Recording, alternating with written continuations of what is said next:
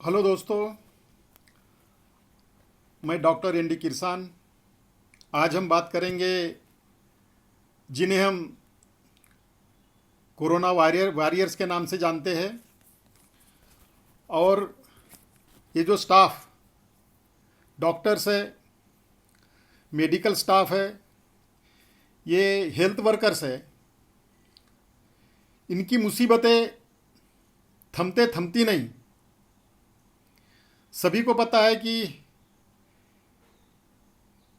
ये आगे बढ़कर काम करते हैं, अपनी जान जोखिम में डालकर मरीजों का इलाज करते हैं और पूरे समय अस्पताल में मरीजों के साथ रहकर उनकी सेवा करते हैं। सेवा करते हुए सरकार ने जब शुरू में उनको PPE kits, gloves, masks, gowns पूरी मात्रा में जब दिया नहीं था, तभी से ये हमारे डॉक्टर्स और हेल्थ वर्कर्स और हॉस्पिटल का स्टाफ काम कर रहा है। उन्हें जब ऐसा खतरे से भरा काम जब ये लोग कर रहे हैं, तो सरकार का दायित्व बनता है कि उनका सैलरी, उनका वेतन सही समय पर हो। वास्तविक रूप से इन कोरोना वॉरियर्स को स्पेशल इंसेंटिव्स भी देना चाहिए, क्योंकि ऐसे हालात में ये लोग काम कर रहे हैं। क्योंकि ये सर्वसाधारण जब मरीजों को देखभाल करते हैं, उससे कुछ ज़्यादा इनके ऊपर जवाबदारी होती है और खतरे का काम है। इसलिए उनको तो इंसेंटिव देने की बात अलग है, लेकिन जो उनकी रेगुलर सैलरीज होती है, वो रेगुलर सैलरीज भी सरकार के माध्यम से दी नहीं जाती। ये एक बहुत बड़ी शोकांतिका है। आज के इस कोरोना के महामारी में कोरोना का ये संक्रमण देश में बढ़ते ही जा रहा है। मरीजों की संख्या बढ़ते जा रही है। स्वास्थ्य व्यवस्थाएं चरमरा गई है। पूरे अस्पताल हमारे पास नहीं है। हमारे पास में डॉक्टर्स की कमी है। दिल्ली में ही कई लोग बिना उपचार के ही मर गए हैं। ये ऐसे हालात में भी अगर ये जो कोरोना वॉरियर जिसे हम कहते हैं, डॉक्टर्स और ये मेडिकल स्टाफ और हेल्थ वर्कर्स, इनको अगर समय पे सैलरी नहीं दी गई तो किस तरह ये काम कर पाएंगे। दोस्तों, मैं आपको एक उदाहरण देना चाहता हूँ। दिल्ली का ही है। यहाँ नॉर्थ दिल्ली म्युनिसिपल कॉरपोरेशन है, उसके अंडर कस्तूरबा हॉस्पिटल है, हिंदूराव हॉस्पिटल है और अन्य 6 हॉस्पिटल्स है। इन रेसिडेंट डॉक्टर्स की, वहाँ के सीनियर डॉक्टर्स है उनकी, और करीब 3000 से ज़्यादा हेल्थ वर्कर्स और 350 से ज़्यादा डॉक्टर्स, इनकी सैलरीज पिछले 3 महीने से मीन्स मार्च, अप्रैल, मई 3 महीने की सैलरी उनकी अभी तक नहीं दी गई। किस तरह लोग वहां काम करते हैं, आप सोचिए। ऐसी हालत में भी सरकार कोई उनके ऊपर ध्यान देने को तैयार नहीं है। म्युनिसिपल कॉरपोरेशन नॉर्थ दिल्ली का जो है, वो कहते हैं कि हमारा जो आय का साधन है वो कम हो गया। लॉकडाउन के वजह से हमारे पास टैक्स की वसूली हुई नहीं। अन्य चीज़ों की जो आय है वो आय खत्म हो गई, इसलिए हम सैलरीज नहीं दे सकते। सैलरीज आप नहीं दे सकते तो सरकार ने देनी चाहिए। इतना फंड जो सैलरी का है वो राज्य सरकार ने देनी चाहिए, या तो केंद्र सरकार वहीं बैठती है दिल्ली में, केंद्र सरकार ने देनी चाहिए। लेकिन ऐसा समय पर हुआ नहीं। 3 महीने से ये डॉक्टर्स, उनको उनकी सैलरी से डॉक्टर और स्टाफ परेशान हो गए। फिर उनकी रेजिडेंट डॉक्टर्स एसोसिएशन है, उस एसोसिएशन ने काफ़ी समय पत्र व्यवहार किया। उसके बाद में लेफ्टिनेंट गवर्नर अनिल बैजल जी है, उनको लेटर लिखा, गृह मंत्री अमित शाह जी को लेटर लिखा, प्रधानमंत्री श्री नरेंद्र जी मोदी को लेटर लिखा। बार बार पत्र व्यवहार करने के बाद भी उनकी सैलरी उनको नहीं दी गई। उसके बाद रेसिडेंट डॉक्टर एसोसिएशन ने 10 जून को हॉस्पिटल प्रशासन को अल्टीमेटम दिया कि अगर 16 जून तक हमारी सैलरीज अगर नहीं दी गई और आगे की सैलरीज का जो सुनिश्चित न किया गया रेगुलर देने का, तो हम सभी लोग हम सामूहिक रीति से रिजाइन कर देंगे, हम त्याग पत्र दे देंगे। इसके बाद भी कोई संज्ञान नहीं ली गई, उनको सैलरी नहीं दी गई। आखिर में कोर्ट को, सुप्रीम कोर्ट को और हाई कोर्ट को इसकी संज्ञान लेनी पड़ी। आज के समय में डॉक्टर्स की आवश्यकता है, मेडिकल स्टाफ की आवश्यकता है, हेल्थ वर्कर्स की आवश्यकता है। इस महामारी के समय काफ़ी कुछ असर इस स्वास्थ्य व्यवस्था पे हुआ है। अपनी जान जोखिम में डालकर ये लोग काम करते हैं। ऐसे समय में उनकी सैलरी समय समय पर देना आवश्यक होने के बावजूद भी उनकी सैलरी 3-3 महीने से नहीं दी गई, ये सोचने वाली बात है। सरकार ने भी ध्यान नहीं दिया, राज्य सरकार ने ध्यान नहीं दिया, मुख्यमंत्री ने ध्यान नहीं दिया, केंद्र सरकार के मंत्रियों ने ध्यान नहीं दिया। तब सुप्रीम कोर्ट को उसकी संज्ञान लेनी पड़ी। सुप्रीम कोर्ट ने फटकार लगाई,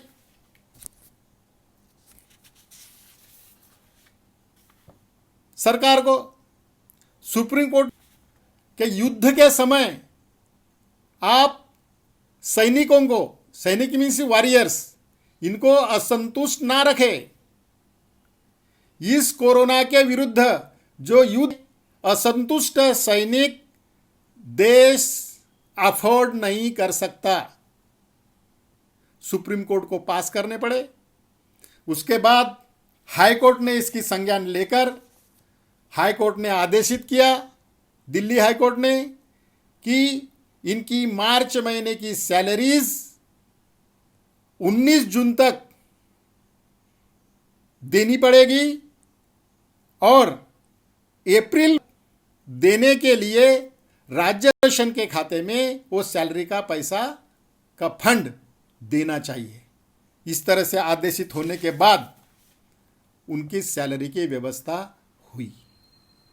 देखिए, हर चीज में कोर्ट को आदेशित करना पड़ रहा है।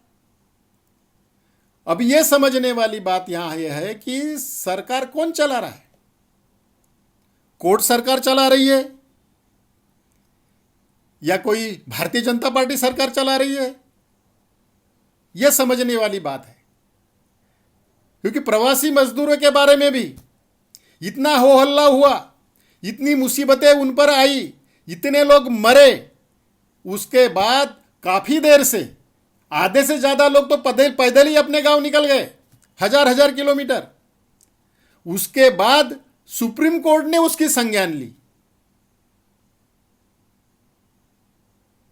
लेकिन सरकार ने खुद होके कुछ किया नहीं। इस केस में भी 3 महीने से जब डॉक्टर्स लोग अपनी सैलरी की मांग करते हैं, ये कोरोना का संक्रमण का समय होने के बावजूद उनकी सैलरीज नहीं की गई और आखिर में कोर्ट को ही उसकी संज्ञान लेनी पड़ी। डॉक्टर्स लोग, हेल्थ वर्कर्स, वो भी इंसान हैं, उनको भी खाना खाना है, भूखे तो रहेंगे नहीं। उनको भी अपने मकान का किराया देना है, फुकट में कोई अपने घर में रखेगा नहीं उनको। उनको भी जाने आने के लिए इस महंगाई के समय में, जहां डीजल पेट्रोल के रेट दिन ब दिन बढ़ते जा रहे हैं, ऐसे समय में उनको डीजल पेट्रोल का भी खर्चा आता है। अगर ये समय पर सैलरीज नहीं दी गई तो ये खर्चा कहां से करेंगे? सरकारें ऐसी, इन कोरोना वॉरियर्स की हालत है। आपको पता है कि कोरोना वॉरियर्स पे इन डॉक्टरों पे या मेडिकल स्टाफ पे हेलीकॉप्टर से फूल बरसाए गए। इन डॉक्टरों का कहना यह है कि हमें फूल की जरूरत, फूल मत बरसाइए, हमको हमको मुहैया कराइए, हमारी सैलरीज समय पर दीजिए। रेगुलर सैलरीज है वो, उसके अलावा कुछ मांगते नहीं है। वो कोरोना प्रभावित मरीजों का इलाज करते हैं, उससे ज्यादा पैसा कुछ मांगते नहीं है। उनकी जो रेगुलर सैलरीज है वही की उसी की भी सरकार ने सुना नहीं। उन्होंने लेटर लिखा, मुख्यमंत्री ने लेटर लिखा उपराज्यपाल जी को, उन्होंने भी नहीं सुना। उन्होंने लेटर लिखा गृह मंत्री जी को, अमित शाह जी को, उन्होंने भी नहीं सुना। उन्होंने लेटर लिखा प्रधानमंत्री जी को, उन्होंने भी नहीं सुना। आखिर कोर्ट को ही आदेशित करना पड़ा। यह हालत है। अभी हमारे नेताओं को तो फुर्सत नहीं है इनके तरफ देखने की, स्वास्थ्य व्यवस्था की तरफ देखने की। वो तो चुनाव रैलियां कर रहे हैं। चुनाव रैली करने के लिए बिहार में एलईडी के माध्यम से 72,000 बूथ पे 150 करोड़ के ऊपर खर्चा किया गया। लेकिन एक कोरोना वॉरियर्स की सैलरी देने के लिए इनके पास में पैसा नहीं है। इस तरह हम कोरोना के विरुद्ध लड़ाई लड़ सकते हैं?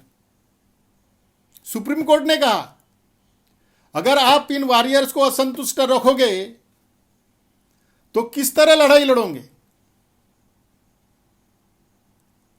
कोरोना को हमको जीतना है, उसके विरुद्ध लड़ाई लड़ना है तो सभी चीजें सुचारू ढंग से चलना चाहिए। यह मैं यहां कहना चाहता हूं।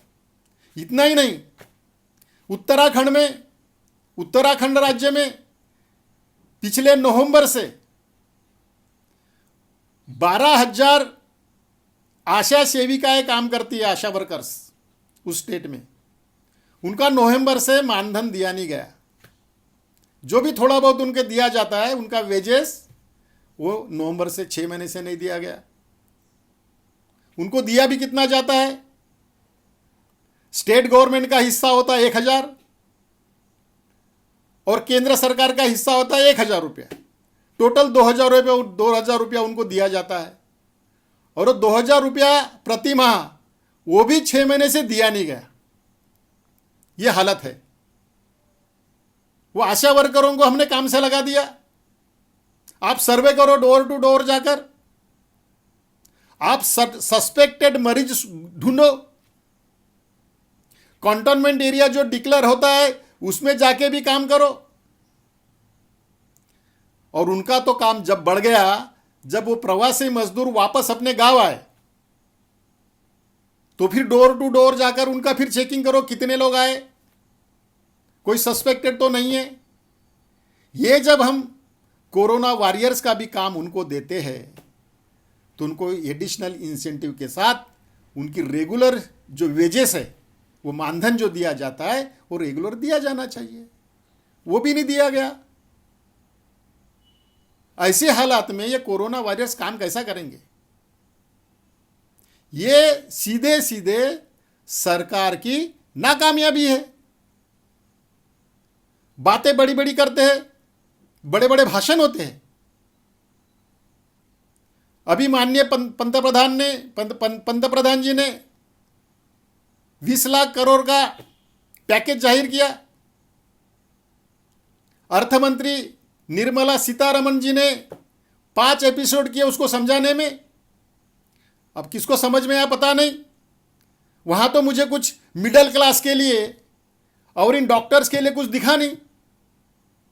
अगर उसमें सब कुछ होता तो इतने दिन से पैकेज जब डिक्लेयर हुआ तो अभी तक सैलरी क्यों नहीं दी गई?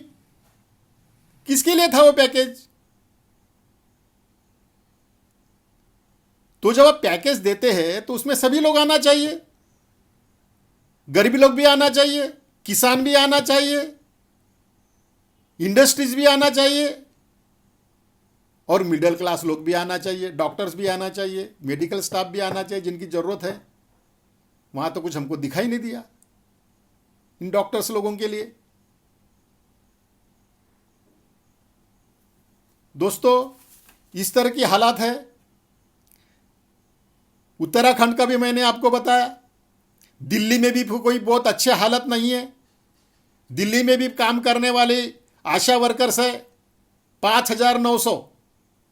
इन आशा वर्कर्स की भी डिमांड है कि हमारी जो वेजेस है वो समय पर होनी चाहिए, हमारा मानधन समय पर दिया जाए। इतना कम मानधन दिया जाता है, कोई स्टेट में 2,000 है, कोई स्टेट में 4,000 है, कोई स्टेट में 5,000 है, उसके ऊपर है ही नहीं। तो स्टेट टू स्टेट डिफर करता है। तो उनको जब आप कोरोना वॉरियर्स के काम पे लगाए, उनको डोर टू डोर सर्वे करने को लगाते हैं आप, तो फिर उनकी सैलरी भी देना चाहिए, उनके जो वेजेस है वो भी देना चाहिए।